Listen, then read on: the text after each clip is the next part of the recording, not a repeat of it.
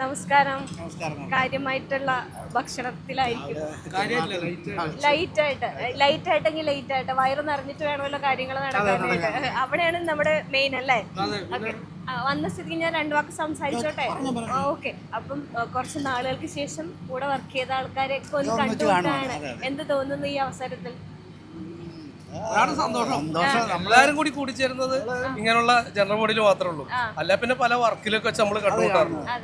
ഇങ്ങനെ നമ്മൾ എല്ലാ ആർട്ടിസ്റ്റുകളും കാണുന്ന സംസാരിക്കുന്നത് ജനറൽ ബോഡി മീറ്റിംഗ് ആയിട്ട് നമുക്ക് തോന്നില്ല. നമ്മുടെ കുടുംബത്തിന് വിശേഷം നടക്കുന്ന ഒരു കല്യാണമോ അങ്ങനെയുള്ള സംഭവമായിട്ട് നമുക്ക് തോന്നുന്നത് അല്ലേ? അപ്പം ചേട്ടാ ഡ്യൂപ്പ് അല്ലെങ്കിൽ ഇത് എടുത്തിട്ടാണല്ലോ, വേഷങ്ങൾ ചെയ്തിട്ടാണല്ലോ എത്തിയത്. ആദ്യമേ ഇൻഡസ്ട്രിയിൽ വരുമ്പം ആരുടെ വേഷമാണ് ചെയ്തത്? ഞാൻ ശരിക്കും ഇൻഡസ്ട്രിയിൽ വരുമ്പോൾ വേഷമല്ല, ഞാൻ ഗായികമാരുടെ ശബ്ദം അനുകരിച്ചുകൊണ്ടും പിന്നെ ഇത് ആർട്ടിസ്റ്റുകളെ ഇമിറ്റേറ്റ് ചെയ്തുകൊണ്ടൊക്കെയാണ് വന്നത്. പിന്നെ ഞാൻ ഡ്യൂപ്പ് എന്ന് പറഞ്ഞാൽ ശരത്, നമ്മളെ മ്യൂസിക് ശരത് സാറിന്റെ ഫിഗറും, പിന്നെ പച്ചക്കുതിരയിലെ ദിലീപ്, പിന്നെ അങ്ങനെയുള്ള സാധനം. പിന്നെ പക്ഷെ എൻ്റെ മെയിൻ സ്ക്രിപ്റ്റാണ് എഴുത്താണ്. ബഡായി ബംഗ്ലാവിൽ എഴുതിക്കൊണ്ടിരുന്നു. പിന്നെ സ്റ്റാർ മാജിക്, ഇപ്പം കോമഡി മാസ്റ്റേഴ്സ് അമൃതയിൽ. ഞാനും വേറെ ആളും ഉണ്ട്. കലാഭവനിൽ നമ്മള് ബിബിനും നമ്മളൊക്കെ ഒന്നിച്ച് ഒരു ബെഞ്ചിലായിരുന്നു ഇരുന്നിരുന്നത്. ആദ്യം മനസ്സിലായാലും ഒരു ഉത്സാഹിയായ മനുഷ്യനാണ് ബിബിൻ. കാരണം എന്ന് പറഞ്ഞാല് ഈ ചടഞ്ഞ് ഒതുങ്ങിയിരിക്കൂല, എല്ലായിടത്തും വല്ല പ്ലാസന്റ് ആയിട്ട് നടക്കും. അതാണ് ബിബിന്റെ ഏറ്റവും വലിയ ക്വാളിറ്റി. അവിടെ നിന്നാണ് ബിബിൻ അന്നേ സ്ക്രിപ്റ്റ് ഒക്കെ എഴുതായിരുന്നു കേട്ടോ ബിബിൻ. അങ്ങനെയാണ് ആ ഉത്സാഹം തന്നെയാണ് സിനിമ. ബഡായി ബംഗ്ലാവ് ചെയ്തുകൊണ്ടിരിക്കലാണ് ബിബിൻ നിർത്തിയത്. ആ അവസ്ഥയിലും ആ ഷോ നിർത്തിയിട്ട് സിനിമക്ക് വേണ്ടി മെനക്കെട്ടിറങ്ങി. അന്ന് ജീവിത സാഹചര്യം മോശമായിരുന്നിട്ട് പോലും. അപ്പൊ സിനിമയായിട്ടുള്ള ഒരു ഡെഡിക്കേഷനാണ് മനസ്സിലായത്. ചേട്ടാ എന്റെ ഒരു റിക്വസ്റ്റ് പറഞ്ഞാൽ ചെയ്തു തരുമോ? എനിക്ക് ചേട്ടന്റെ സൗണ്ടിൽ ഒരു ഗായകന്റെ ഇത് കേൾക്കണം എന്ന് ആഗ്രഹമുണ്ട്. ഇപ്പോഴോ? ഗായകന്റെ പാട്ട്. ഗായകന്റെ പാട്ട് ഞാൻ ഇവള് AP കോമളത്തിന്റെ ഒരു രണ്ടുപേരി. ചക്കരപ്പന്തലിൽ തേന്മഴ ചൊരിയും ചക്രവർത്തി കുമാര, മനോരാജ്യത്തെ രാജകുമാരിയായി വന്നു നിൽക്കാനൊരു മോഹം. അടിപൊളി. ഇപ്പം ഇതൊക്കെ പൊടി തട്ടിയെടുക്കേണ്ട അവസ്ഥയാണെന്ന് തോന്നുന്നു അല്ലേ? ഇത്തരം ഷോസുകൾ വളരെ കുറഞ്ഞു വന്നു. ഷോസ് കുറഞ്ഞെന്ന് മാത്രമല്ല, പുതിയ തലമുറ ഇതിനൊക്കെ സൂപ്പറായിട്ട് എല്ലാം ചെയ്തുകൊണ്ടിരിക്കുന്നത്. പിന്നെ നമുക്കൊക്കെ അന്ന് ഒരു 50-60% ചെയ്താൽ മതി. ഇപ്പൊ 100 അതിൽ കൂടുതലാണ് ചെയ്യണേ. അത്രേ ഉള്ളൂ മാറ്റം. പെർഫെക്ഷൻ, ഭയങ്കര പെർഫെക്ഷനാണ്. സിനിമയിലേക്കൊരു ആഗ്രഹം തോന്നിയിട്ടില്ലേ? ഞാൻ എഴുതിയ സകലകലാശാല എന്ന വിനോദപരമായ ഡയറക്ടർ ചെയ്ത പടത്തിന്റെ സ്ക്രിപ്റ്റ് ഞാനും ജയരാജ് സെഞ്ചുറി ആയിരുന്നു. പിന്നെ ഞാൻ അച്ഛൻ്റെ പൊന്നുമക്കൾ എന്ന സിനിമയുടെ അസിസ്റ്റന്റ് ഡയറക്ടർ ആയിരുന്നു. ഇപ്പം വിനോദാട്ടിന്റെ കൂടെ ഒരു 2 സ്ക്രിപ്റ്റ് കഴിഞ്ഞു കിടക്കുന്നു. വേറെ ഒരു സ്ക്രിപ്റ്റാണ് കയ്യിൽ. ഒരു പ്രൊഡ്യൂസർ ഒരു പ്രൊഡ്യൂസർ വരാന്ന് പറഞ്ഞിട്ടുണ്ട്, അതുകൊണ്ട് എടുത്തതാട്ടാ. അല്ല, ഞാൻ വലിയ ബാഗ് എടുത്ത് വരണം ഇതിനു വേണ്ടി. അതാണ് അത് മാത്രം ഒരു കിറ്റിലെടുത്ത് ഇങ്ങോട്ട് വന്നതെന്നുള്ളൂ. ഒരാള് ഇന്ന് വരാന്ന് പറഞ്ഞു. അയാൾ എപ്പോഴാ വരികയെന്ന് അറിയില്ല. എന്നെ വിളിക്കും, അന്നേരം ഇതൊന്ന് കേൾപ്പിക്കണം പുള്ളി. ചിക്കനാണ് ഇതില്ല. ഓൾ ദി ബെസ്റ്റ് എന്തായാലും. അപ്പൊ ചേട്ടന്റെ മാസ്റ്റർപീസ് ഞാൻ കോമഡി ആയിരുന്നു ചെയ്തോണ്ടിരുന്നത്. പിന്നെ എന്റെ ഫിഗർ എന്ന് പറഞ്ഞാൽ ഹർഭജൻ സിംഗ്. ആദ്യമായിട്ട് ഞാൻ ക്രിക്കറ്റ് താരം ഹർഭജൻ സിംഗിനെ ചെയ്തത് ഞാനാണ്. ഹർഭജൻ സിംഗ് ഇവൻ ഈ താടി കൊണ്ട് മനസ്സിലാവണ്ട, അല്ലെങ്കിൽ ഭയങ്കര ഇതായിട്ടുള്ള മുഖമാണ്. ഹർഭജൻ സിംഗ് കാണുമ്പോൾ തന്നെ ലുക്ക്. പിന്നെ ശ്രീ രവിശങ്കർ, റസൂൽ പൂക്കുട്ടി, ഇവരെയൊക്കെ ഫിഗർ ചെയ്തോണ്ടിരുന്നത്. കോമഡിയാണ് നമ്മൾ മെയിനായിട്ട് ചെയ്തോണ്ടിരുന്നത്. ഗിന്നസിലായിരുന്നു, കൊച്ചിൻ ഗിന്നസിൽ KS പ്രസാദിന്റെ കൂടെ 15 വർഷമായി. 15 വർഷമായിട്ടുണ്ടായിരുന്നു. ഇപ്പം ഇല്ല, ഒന്ന് മാറി നിന്നു. സിനിമ ഇപ്പം മന്ദാകിനി ലേറ്റസ്റ്റ് ചെയ്തോണ്ടിരുന്ന മന്ദാകിനിയിൽ മെസ്സേജ് പാസ് ചെയ്യുന്ന പാചകക്കാരൻ.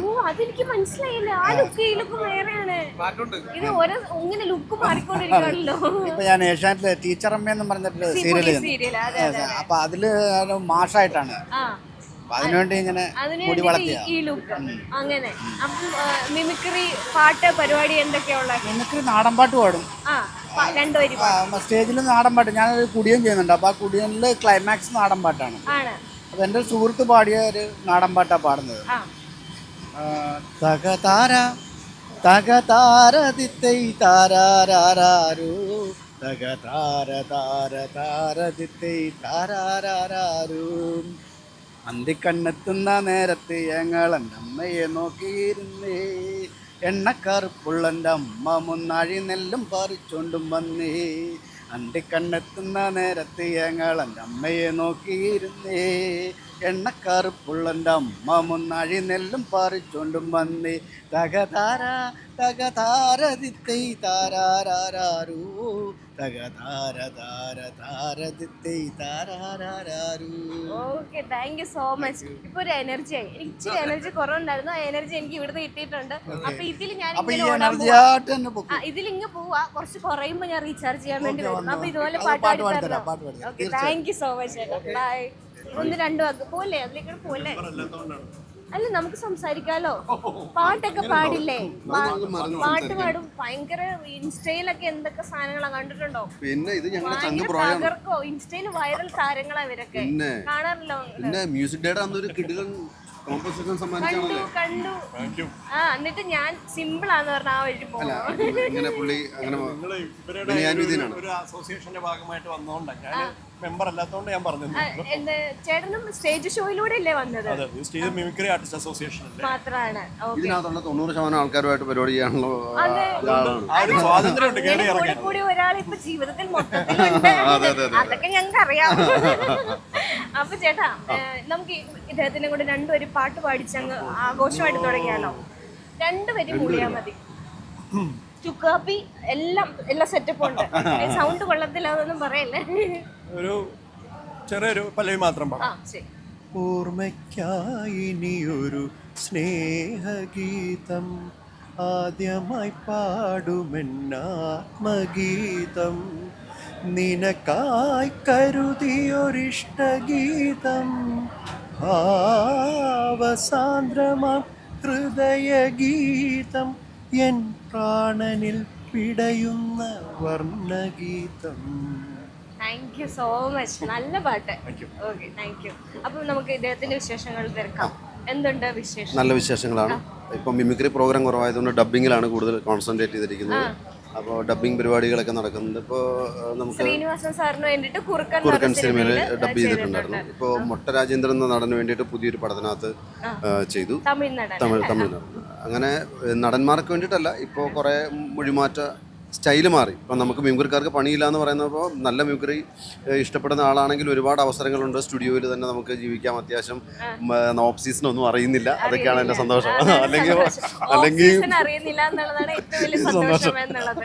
അപ്പം ചേട്ടാ, ആദ്യം ഒരു ഇതിലേക്ക് വരുന്ന സമയത്ത് ഒരു സ്പെഷ്യൽ ആയിട്ട് ഒരു ഐറ്റം കൈവച്ചിട്ടുണ്ടാവും.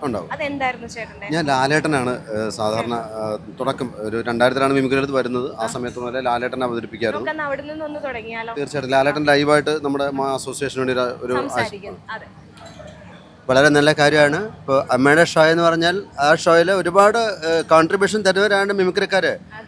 ഞങ്ങൾ എത്ര വലിയ ഷോ ചെയ്യുമ്പോഴും അന്ന് മുതൽ ഇന്ന് ഈ കാലം വരെ മിമിക്രിക്കാർ തരുന്ന വലിയൊരു സപ്പോർട്ടാണ് ഞങ്ങളുടെ അമ്മയുടെ ഷോ ഒരു ബലം. അപ്പം അങ്ങനെ വെച്ച് നോക്കുമ്പോൾ നമ്മുടെ അമ്മ പോലെ തന്നെ ഏറ്റവും പ്രിയപ്പെട്ടവരാണ് മായുടെ ഓരോ അംഗങ്ങളും. അപ്പോൾ ഈ സംഘടന കൂടുതൽ ശക്തമാവട്ടെ, നല്ല പ്രവർത്തനങ്ങൾ ഉണ്ടാവട്ടെ, ഒരുപാട് മിമിക്രിക്കാർക്ക് ആശ്രയമായി മാറട്ടെ നമുക്ക് പ്രാർത്ഥിക്കാം. അല്ലേ? Okay, welcome. ഭയങ്കര സന്തോഷം. ഇത്ര ലൈവായിട്ട് ലാലേട്ടന്റെ പ്രസൻസ് ഇവിടെ വന്നു.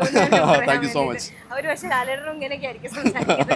ഓക്കെ, അപ്പം നമ്മൾ ഇവിടെ തന്നെ ഉണ്ട്. വീണ്ടും കാണാം. തീർച്ചയായിട്ടും. Thank you. മൈജി വീട്ടിലൊരു വാഷിംഗ് മെഷീൻ എന്ന പദ്ധതിയുമായി മുന്നിട്ടിറങ്ങിയിരിക്കുന്നു. ഈ പദ്ധതി പ്രയോജനപ്പെടുത്താൻ അടുത്തുള്ള മൈജി ഫ്യൂച്ചർ സ്റ്റോറിലെത്തൂ. MyG future, experience the next. പൂവ് പോലൊരു പുട്ടുണ്ടേ അജ്മിയുടെ പുട്ടും വിളമ്പാം നല്ല വിശേഷം. അജ്മി സ്റ്റീം മെയ്ഡ് പുട്ടുപൊടി.